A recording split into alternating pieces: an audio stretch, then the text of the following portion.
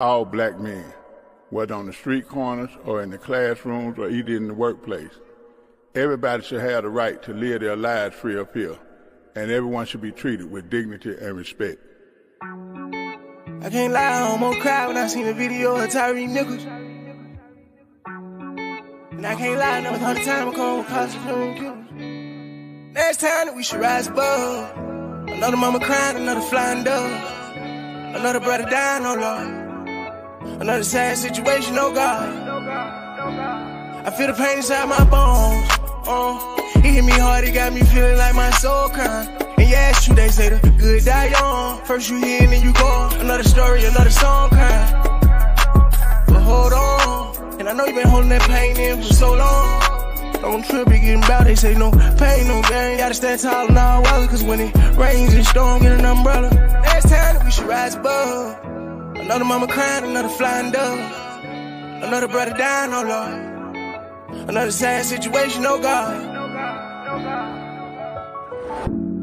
I'm Vakelvian Holmes, mother of Eric Holmes, murdered by a Clayton County cop back in November 2022. All I'm asking that is the law do their job while I try to survive. Eric Holmes, saying his name till the day I die. We won't stop. Good evening, everybody. It's your girl, Meg. It's my pleasure tonight and honor with Miss Vakelvian. Miss V, you want to say hello to everyone? I do want to say hello briefly. I am catching an echo on my end, so I won't let you guys continue to hear that. But I do want you to hear Mr. Bob Hollister, okay? So he's a candidate, and you know how I feel about candidates. I'm so happy that he came because I believe that each candidate has an opportunity to make a change within whatever county they may be in. So I welcome Mr. Bob in for you guys, and I want to make sure that you're getting transparency and that you have an opportunity in order to meet a candidate without it being so scripted or without it being only what you see on the news. So Mr. Bob Hollister is going to introduce himself, and I'll let Meg go ahead and take control from here. But thank you guys for joining us tonight. Thank you. And Bob, if you do want to introduce yourself to our audience members that may not know who you are. Okay, sure do. So my name is Bob Hollister. I was born and raised here in Lancaster County. I recently retired as a school superintendent at Eastern Lancaster County School District after about 35 years, almost 34 years in public education. I started my career in Boyertown, then did some time in suburban Bucks and Montgomery counties outside of Philadelphia. Came back here to be the superintendent at Garden Spot, and had a great career there. I retired a little bit early to run for Congress against Floyd Smucker. The other truth of the story is I was a lifelong Republican. Again, being born and raised here in Lancaster County, that's sort of how you start out, raised Roman Catholic. But after the January 6th insurrection, I changed parties. I was adrift prior to that. I was probably more of a independent thinker even before Donald Trump took office. Certainly did not vote for him. And here I am. Now I'm running for county commissioner, hoping to extend my life of service to the Lancaster County that I grew up in. Yes, thank you so much for that. And I love that, it takes a person of a different heart to serve children. And, because they definitely can get on our, nerves sometimes for sure. But thank you so much. For sure, Megan. And most of my career was at the middle school, which is where a lot of folks like to avoid. So yes, you have to be a little bit off center to work with those kids. Right, for sure. You got to keep up. That's for sure. Well, we're going to jump right into our discussion tonight and the questions that we had just for you, to get to know you a little bit better. And we did discuss these prior. But what is your what made you want to run for county commissioner? It's definitely a position that, needs open-minded, like-minded individuals to, sit in those seats. That's so important, especially to me, at least. Yeah, so it was a natural continuation of my run for Congress. The congressional district is all of Lancaster County, a little bit of York County. And so Lancaster County is all of the county commissions. So it's a natural way to extend my service as a superintendent, and I picked up a lot of important skills. And it's a calling of sorts. You know, I'm retired. I don't need to do this. I feel compelled to do it, and I think that's a difference in my candidacy, because it's really about the service for me. It's really about moving Lancaster County forward. We're a good county. We have a lot of good things going on, but we definitely have some areas that we need to address. Yes, I agree. And so with that question, what is your position on cash bail in Lancaster County? So I think the bail system is broken, or it's not being utilized correctly. If you listen to the statistics coming out about our bail system, for example, I got this from Michelle Batt. Shout out to Michelle, who does a great job.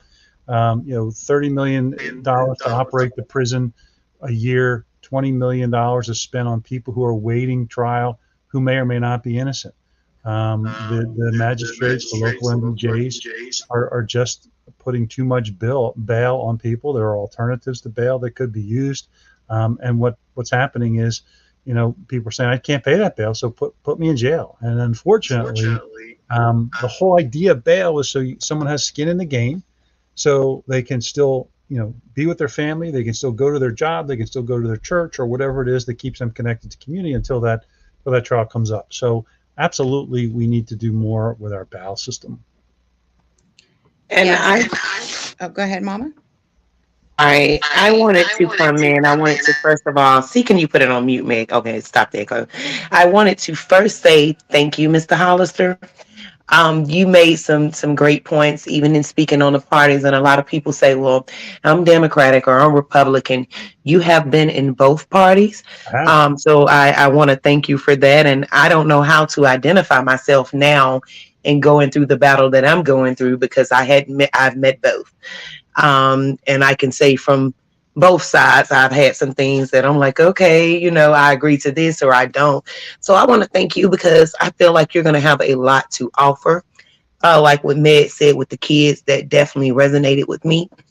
I feel like any official that goes into office needs to have some kind of care about kids, because what's being failed in our system is actually the kids. Mm-hmm. And if you start on them as kids, if you have a passion for the kids, then you have a heart. But if you come in here and you have no passion for kids, if you can't even think about kids or anything to relate to kids, then how are you going to care about grown people or an entire county or an entire state if you have no passion, not even for kids? So I think that's a big thing, that a big, qualification is, hey, I care about kids.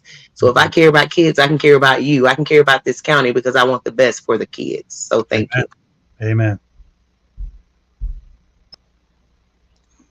Yes, I love that. And also another question that we had, shout out to Jean Bickmeyer with Have a Heart for People in the Criminal Justice System. She would like to know, what do you see as a priority at the new jail that's being built? Well, obviously, there's two big pieces. One, are we building the right size jail, given the fact that so many of the folks taking residence there are temporary or shouldn't be there at all? And again, that goes back to the bail conversation. But the second part should be really about, our goal should be zero recidivism, zero. Now, I understand that's a lofty goal, but it should be the goal. It should be at least the vision. The jail should really be a place for people who are there to change whatever's not working for them, get job training, address drug and alcohol issues, address mental health issues. It really can be a whole lot more than just housing bodies. In fact, it absolutely should be a whole lot more. Again, going back to the whole idea of zero recidivism. We need workers. We need highly skilled, even semi-skilled workers. That can be accomplished in a jail setting. So I think there's a grander vision for the jail that could be in place, that's not just sweeping people off the street. Yes, I agree so much. And what a lot of people don't realize is that in Lancaster County, at least, I'm like a big statistics nerd. And so $117 per inmate per day So now on average, there's about 750 inmates population at Lancaster County Prison in a month's time, or in a day. And so if you take that money, that's like 80, or it's like 90 some thousand, or I forget, million. It's a ton of money. How much we as taxpayers have to, pay for these people to be incarcerated. Sure. Yep. Absolutely. Yeah. Yeah. I mean, and the price tag of that jail just keeps sneaking up. I mean, they're Right. trying to keep that down, but the last I heard is it's over 300 million. Right. And that is absolutely crazy. If we could put that back into the community, that kind of takes us into our next question. We are top heavy on law enforcement. While that's a critical function, what would you do to rebalance Lancaster County funds to provide those in need, i.e., like the homeless, the mentally ill? Because we essentially know that substance abuse is caused from mental, service, or mental health issues that are not being taken care of. Do you have any ideas, visions on Yeah, how we I could do. handle So, that? yeah, a couple of thoughts. First of all, and Meg, you know this, there are a plethora of nonprofits working in this county that are knocking it out of the park. They're just really, if you want to make a dollar scream, give it to a highly functioning nonprofit. And those nonprofits range the gamut of all of the needs that we have.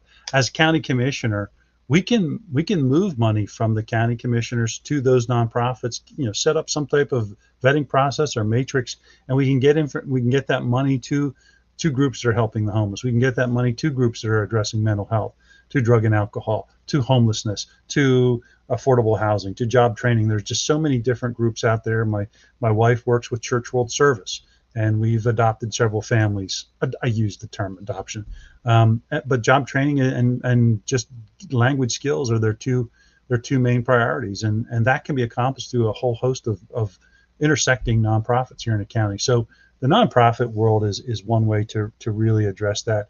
I want to address the mental health situation, because that is probably one of the number one healthcare needs we have in this county. As a former school superintendent, I saw, even prior to COVID, the mental health crisis that our kids were in. Coming out of COVID, I don't know what to call it, catastrophic. We are not addressing the mental health needs of our young people, adults as well, but especially our young people. One person who is a major mental health provider here in this county said that he could hire 100 therapists tomorrow. He has 100 openings for therapists. And so we really do need some type of mental health summit, and Lancaster County commissioners could host that and bring people in from all over the country and really start trying to solve problems. Yes, And Bob, that's a that gave great me idea. goosebumps. Yes, I Look, love that. I wanted to comment, Meg, on the jail population, and definitely saving from the jail. And it takes me back to the kids, not only because I, have worked with kids and raised kids and, help with other people kids, but I'm big on that because people don't understand it starts at childhood.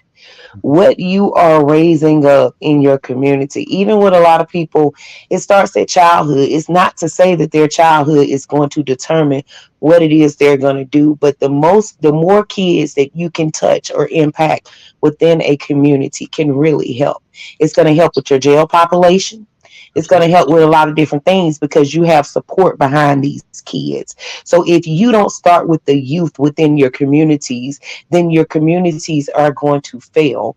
We know that there's mental health situations, mental health problems in our community now. Not only is it mental health problems, a lot of it is going to be drug abuse. Okay, so a lot of what we're calling mental health problems now is drug abuse. So you can't face one of them without facing the other. And I think we're getting beyond the drug abuse. And now the drug abuse have now became mental health abuse, and we're focusing on it, but we're leaving things out. It's almost like we're just taking a step or focusing on one issue. I feel like combating them all will help. Number one, your youth. They're making up your jail populations or your crimes in a lot of your communities or what have it. They're dying out here by the numbers. So youth has to be the focus. Not only that, it's our youth mainly that is out here mentally. Look at it, you guys. It's young people out here in the streets with these mental issues. And a lot of those issues stem from drugs and from childhood. Mm-hmm. So in facing them all, I feel like we should face your youth, face your drug addictions, and also face your mental health, because that's what's contributing. And that's just my opinion. No, I think your point is well taken. I mean, unfortunately or fortunately, schools have had to accept the fact that kids today have a lot of trauma, and so there are ways to assess that trauma and then teach to that trauma. And unfortunately, we're sort of in the baby stage in public schools, understanding that and understanding how to do that. But we are at least aware, and that's the good news. Your public schools can still be that place where a lot of great things can happen on top of the academics. Unfortunately, the reality of it is it's just not academics anymore. We've got to address the trauma that kids have. Years ago, and it may still be true, they used to predict the jail populations based on third grade reading scores. Well, imagine that. You can tell by third grade what your prison population is going to be because of academic success. So you're absolutely spot on. School matters and our kids matter, and there's things that we can do. It's not a helpless or hopeless situation. Yeah, it's so true. And it'll be great to have, a commissioner, hopefully, that has those views and visions for our youth, because that is our future generation. So, and with that being said as well, what was your favorite childhood memory from Lancaster County? I know you said you was born and raised here.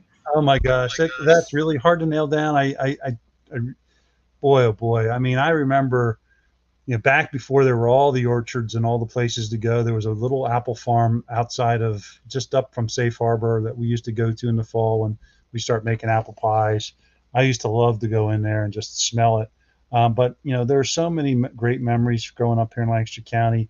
Always going to Redmond's at least once. When the Christmas decorations were up, when the original Christmas store was Redmond's. There's just so many wonderful experiences I had growing up here. It's a great memory place for me, and I love Lancaster County. I love so many aspects. I still drive around. I'm fortunate. My father is still in the same house that I grew up in, which is unusual. It's a little rancher out in West Hempfield. Unfortunately, my mom passed way too long ago, 25 years ago. But when I go home, I still get to go home. So I just love every part of Lancaster County. Well, that is amazing. I love that.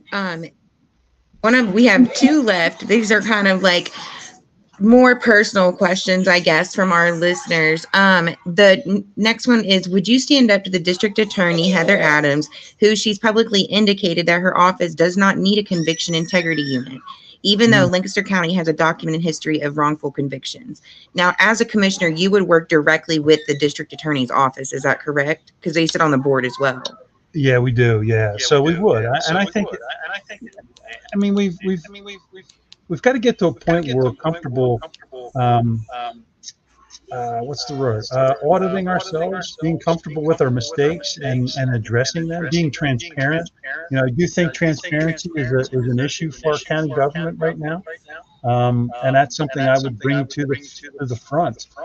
As a school superintendent, I had a reputation of being one of the most transparent in the region. I never ducked a call from the press or Lancaster newspaper, and they'll tell you that. They'll say, Bob always picked up. Even if Bob had made a mistake, Bob picked up. And so I think you have to own mistakes, and I would encourage Heather to do the same thing. And, if she wasn't willing to do that, then we would have to have a different conversation. And that is good. And if you run into that situation, Meg, if you could put it on mute for the echo, please. And if you run into that situation, Bob, I want to ask you. Okay, I'm gonna ask you, and then I'm gonna tell you too. Okay, because I'm gonna be in Pennsylvania. So I'm gonna ask you. I'm gonna ask you, and I'm gonna tell you, Mr. Hollister. I just have to on that situation with the DA, because that's very touchy with me. Okay, I want to ask you to make sure that you stick with what your answer was, and that's, we will have to have a conversation if they're not doing the correct thing. And I want to tell you, okay, so this is the part that I'm going to tell you. So I'm going to tell you the same thing that I asked you, and that's to make sure you guys have that conversation, because the problem that we're running into, that I see, and this is in different counties around the world and whatever have the experience with, what people is going through. No one is standing up to the DAs. No one is standing up to those in authority. And in order for you to run a house, you have to clean it sometimes. Agreed. So we need officials that are willing to clean it. And that's just the honest answer, willing to stand up. We understand things happen. I don't say it's a bad, things happen. People choose sides. That's what they do, right? Part of life. But I feel like we need more officials to stand up. And honestly, I feel like you have the capabilities and the qualifications. You've hit some main things. Every question that we have asked you, you have came off back with. And I want to let people know that these questions you did not have training time for, okay? No. So they came up last minute, these questions, and you were able to answer each one of those questions in its entirety. So I want to thank you. I definitely do. I want to thank you. And I know that you're going to do great jobs in Lancaster. And I know that because I met you and I told you so. Okay. So you'd be like, she told me that I better. Okay. So you got this, Bob.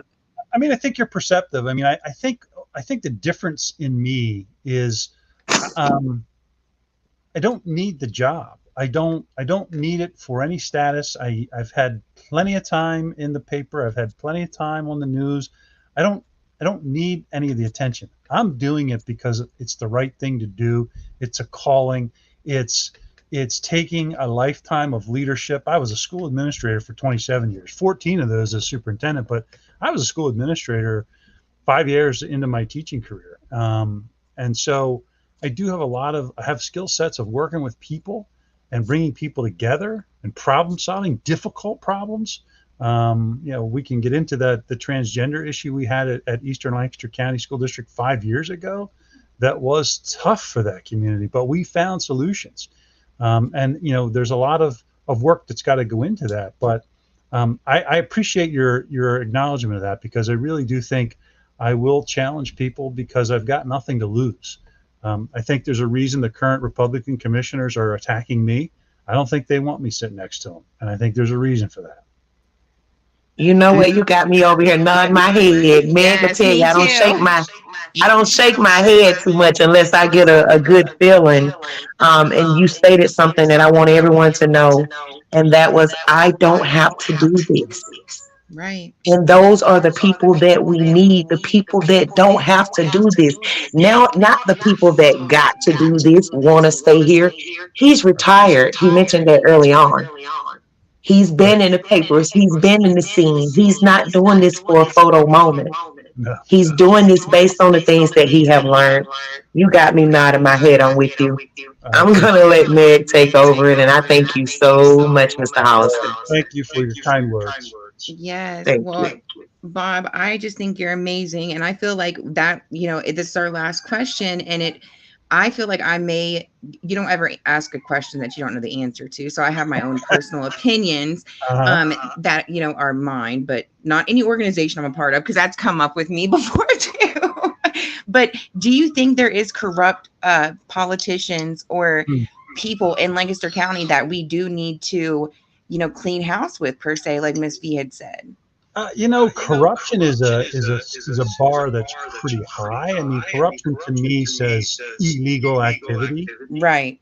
I don't know for certain one way or the other if there's illegal activity, but I do know for certain that there is unethical activity. Yes. And there is retribution if you're a whistleblower. There's punishment if you step out of line. That's factual information. I talked to those people. I've heard stories from those people. There is unethical treatment of some organizations. There is favoritism towards certain policies and favoritism towards politics that are outside of the county, and that's a concern. That's a big concern. There's extremism. There is association with people like Mastriano and Donald Trump who are extremists, and that doesn't belong here in Lancaster County. I don't think we're an extreme county. I think most of us would prefer to get back to the place where we can disagree but not be disagreeable, where we can still talk if we have some things in common. Right now we're sort of at a false place, I think, where I can't talk to you if we agree on 9 out of 10 things, but we disagree on one. I can't talk to you. We've got to get back off that. And that's what I do as a school superintendent. I had to listen to everybody authentically. I had to really listen. And then, I find that when people have had an authentic conversation, even if you say to them, no, I can't do that, they at least appreciate the effort. They appreciate your attention. So that's just about relationships. Yeah, and it's about clarity and understanding more, than anything. That's all that we as a community need is clarity and understanding. Transparency. So, clarity. yes. Well, thank you so much for joining us tonight. And, we greatly appreciate everybody joining us that's listening, just as we continue learning, growing, and evolving. Our goal is to educate others, offer resources and compassion to those directly impacted to a social injustice. And because a justice anywhere is a threat to justice everywhere. You can check us out on Facebook at Changing the Narrative Podcast, and you can email us at changingthenarrative1121@gmail.com. All right, guys, if you have any closing words, Miss Fee. I do. I do. I just want to say thank you, everyone, for joining as well. I want to thank Mr. Hollister again. I am definitely rooting for you. Part of what we're going to do is we're going to keep on sharing this podcast. I'm just big into anyone that's into office right now because I'm dealing with the situation, dealing with an office right now and dealing with officials. So my goal is, as a parent, that anyone that I see coming forth, anyone that's getting out, that we can help, I definitely want to be able to do so in order to push the word and to make sure that we have the correct officials in office. So I thank you, Mr. Hollister, for joining us. I don't have anything else. Do you have any closing words, Mr. Hollister? No, just thanks for the time. Make sure you get out and vote. You have to vote. Voting is your democratic obligation, November 7th. Yes, thank you, everybody. Have a good evening. Thank you. Tell me how you gonna act like these black lives don't matter. Like that could have been your sister or your brother. I was trying to tell you to hold on. Hold on.